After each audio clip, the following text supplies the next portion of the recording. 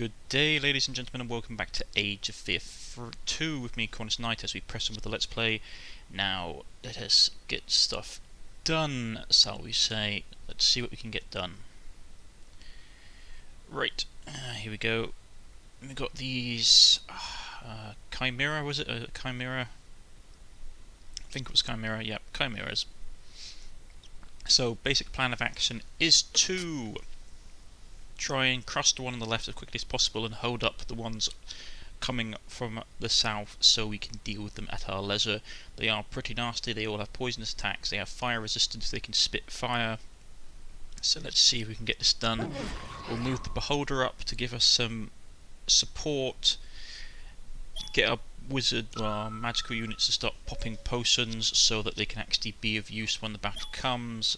I'm of the opinion that you really need to sort of be buying the magical potions for every battle, to be honest, at this stage of the game. Chimeras are moving up.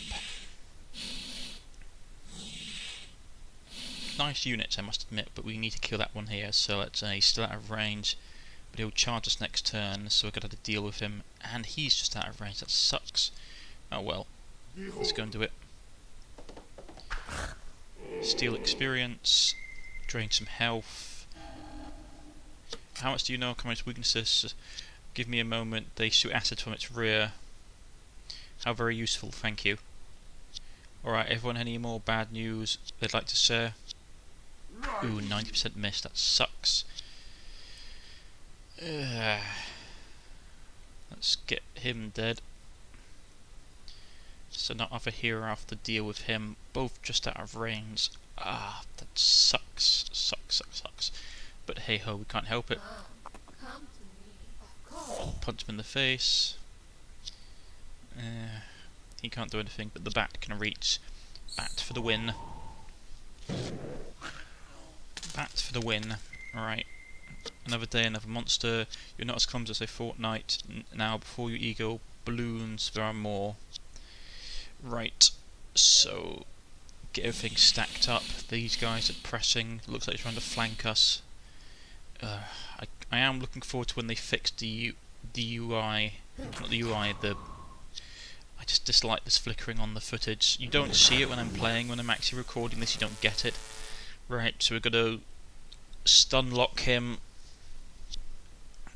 spawn out our imps. This will be a bad day, yes. Bombard him, he'll probably get killed off relatively soon. Deep wound. And we need to deal with these things.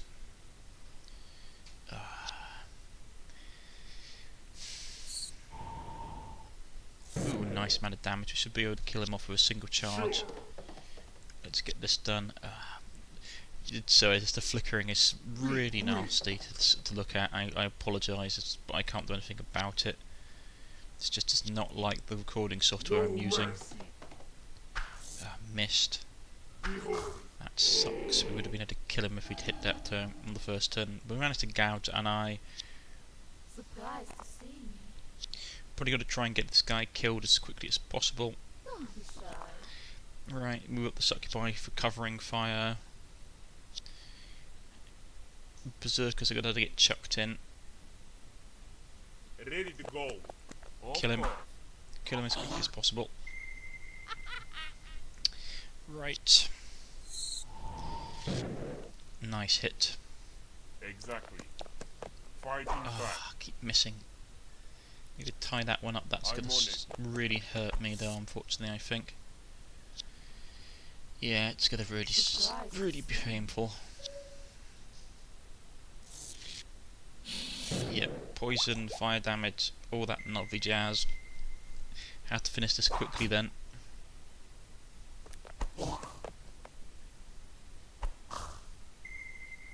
Morale has gone up, which is excellent. Beholder's going to kill off that one, so we have no problems. Now we missed with that, but the imp works fine.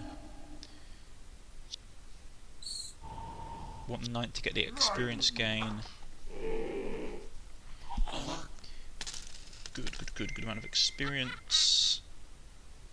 And I need her to basically kill that thing. Resisted. Really? Resisted again. Oh well, the bat can get the kill. Interesting thing is, you win a battle, your units get healed of poison, which is always very nice. I don't know what it is, it's just for some reason the last couple of episodes the game just has not liked being recorded at all. Listening. It never used to be this bad. I'm on the way. 4. Interesting, I wonder if I'm getting experience when we're attacking the chests. That'd be cool if we were. Knight's Mace, and not a particular I don't like it. Behold. It's a relatively, it's not to say pointless weapon, but you literally can't attack on the turn you charge with it. Which is that if your cavalry is a rather important thing to do. Of course. To battle. Right. Get that open. Brute's Brew, a nice little potion, and there's nothing else in the area. So let's get that finished.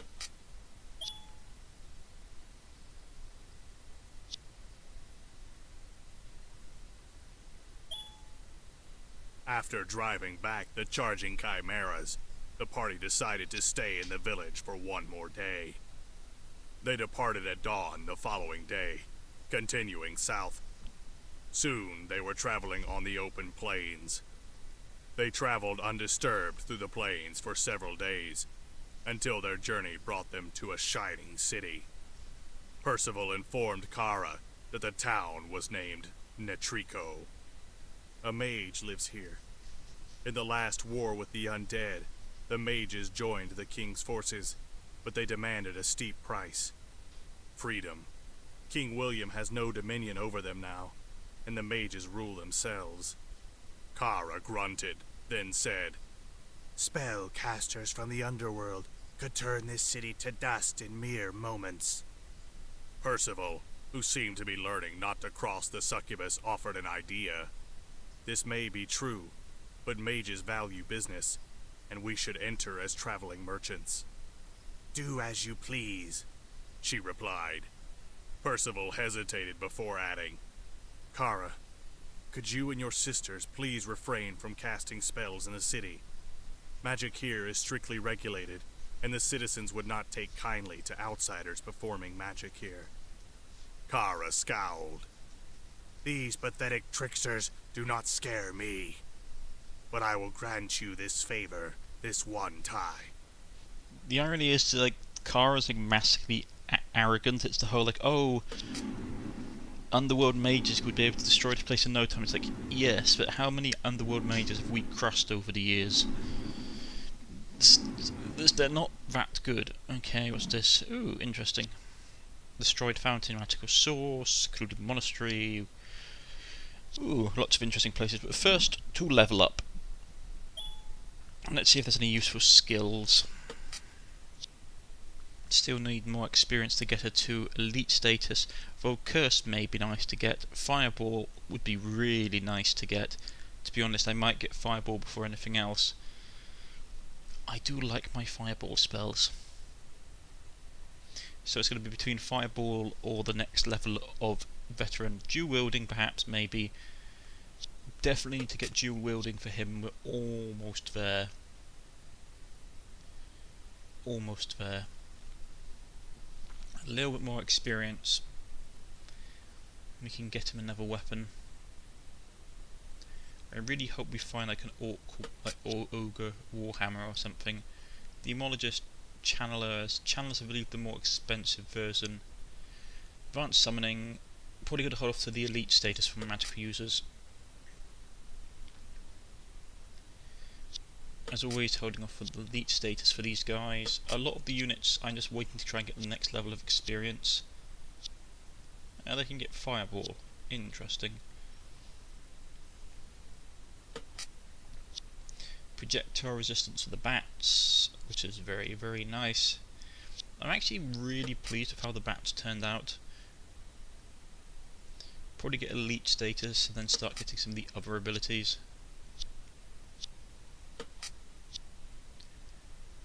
Because I really do believe that you should always get the next XP level before you get any of the abilities, because it's always the XP level is always such a massive increase.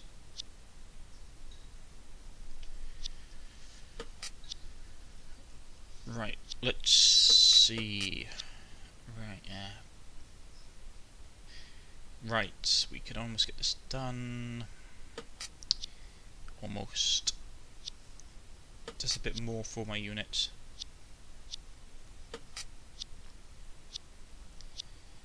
Yeah. Just hoarding up the XP for those guys. Ooh, the spiders can get elite status, which is nice. I've been really using them enough. Right, so this is going to have to pay money for, so we can get the elite status for that. Or the veteran status for that, which is nice, gives me XP. Reinforcement is useful. Defense and HP increase. Plus 2 attack is okay. Not massively useful, but more likely to hit stuff. But the thing is, when are you going to use it? That's the question. Elite status. Well, veteran then elite status, I should say.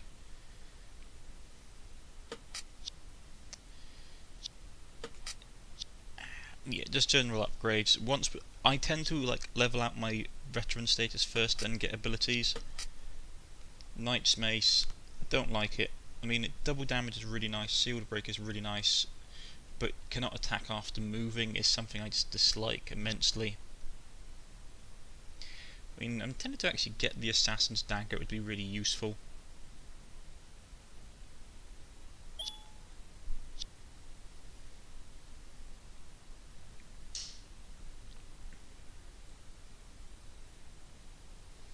I mean, the Bone Shield might be useful with the Battle Rage. Unbreakable.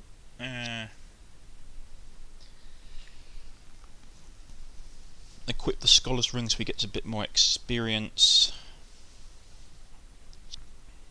So we should be getting a lot more experience from now on, which is very useful. No more antical items. I still don't know what the Moon Key does, but I'm interested to find out. I haven't had many magical weapons this game.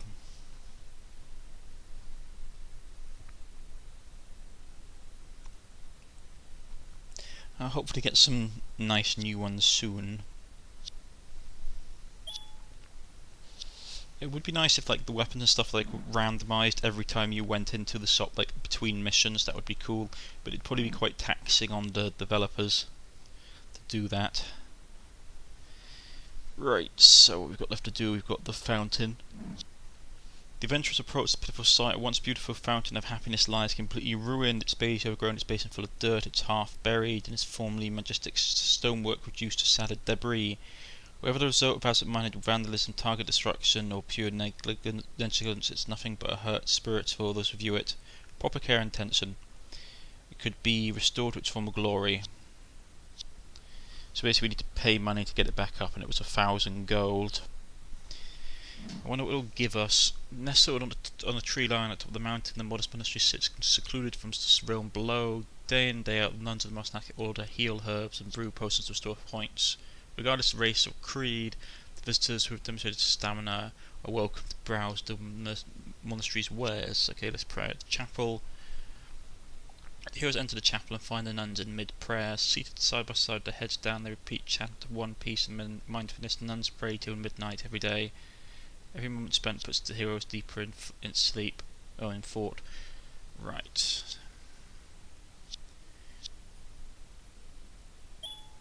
Items.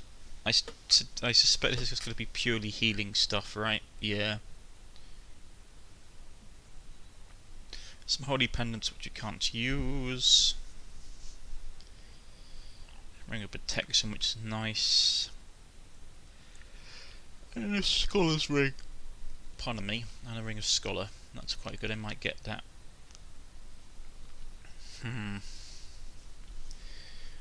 But we've only just got enough money to fix the church. Chimera's blood, poison resistance, +1 attack, very nice. Magical talks. Oh, but I want to rebuild the fountain. I wonder what the fountain will give us. Would it give us money? Would it give us... I don't know, it'd be interesting. I mean, if it just gives us money, I'll be a bit disappointed, but I'd be happy to see what we can get out of this. Yes, yes, yes. Right, pay up the money. Idle of happiness.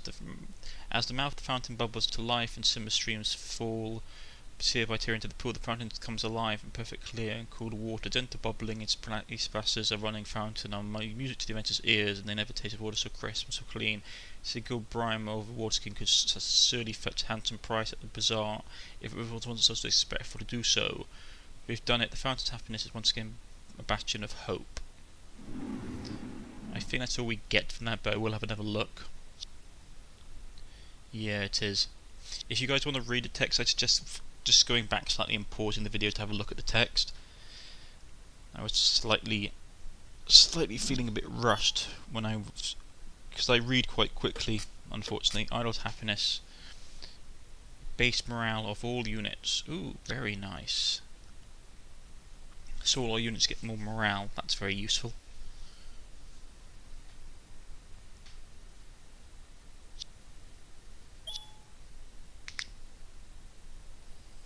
Right, we better push on with the main story quest. Kara set up camp outside of the city's walls, as she decided it was best not to take the entire party inside. Their numbers had grown over their travels, and moving the whole group within a city would be cumbersome. The guards did not appear to find a beautiful lady leading a group of barbarian merchants into the city at all odd. It seemed they weren't the only group of odd travelers to be found. They moved around the city, looking at the stores and buildings. As night approached, one of the barbarian scouts came to Kara. "My lady, there is an abandoned warehouse at the edge of the city, close to the walls. I think it might make a good resting spot for the night." "Sounds good. Lead the way." The party entered the dark warehouse and began to settle in for the night. While they were making preparations for sleeping, a strange light lit up the entire warehouse. Kara turned towards its source and saw a mage. "You cannot leave here now," he said to the group. Kara glanced at one of the barbarian scouts, then toward the door. He took her hint and ran to the door to see if it would open. The mage saw the scout, but remained focused on Kara. The guard had no luck in opening the door, as the mage had made a magical barrier to keep the party inside. "You do not believe me? You and your powers are nothing compared to me, foul succubus. However, I do have a use for you. I intend to use you in an experiment, but the rest of these fools will only get in my way." Behind him, a crowd of short figures appeared. The opponents stood quite far apart, yet the knight and succubus could smell the stench of raw alcohol and body odor. "Who are these drunks?" asked Kara, pointing. "They desperately need a bath, and I wouldn't even let an imp to touch them. They stink worse than Yakan's lair." "Dwarven mercenaries," said Sir Percival. "I have not seen them this far east before. They are interested only in gold, but are tough and nasty warriors." "Nothing personal, pretty lady," said the nearest dwarf, unaffected. "We like gold, and need it badly.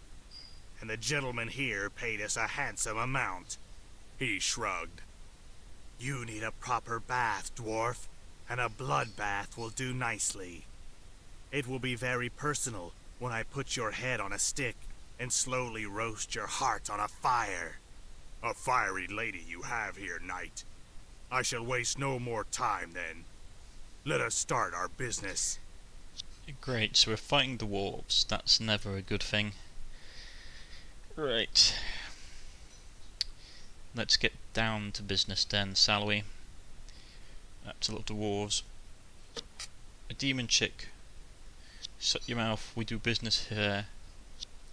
The dwarves are here? You understand it's nothing personal, Knight. When the dwarf honour becomes discounted, we get paid good coin, that it is. Looks like we're up to our heads and ship. Try not to die yourself. Try not to die yourself, Percival. Don't worry, Cara, I will protect you. Trust, try not to get killed. We can't win. This is a bad sign. Never a great sign when this happens. We've got a lot of units, but they've got a ton as well. Dwarf lords are respected leaders of their kin, typically hailing from wealthy families or landowners. It's not unheard of for these lords to be leaders of armies loyal to a king or holy cause. Oh, this is bad.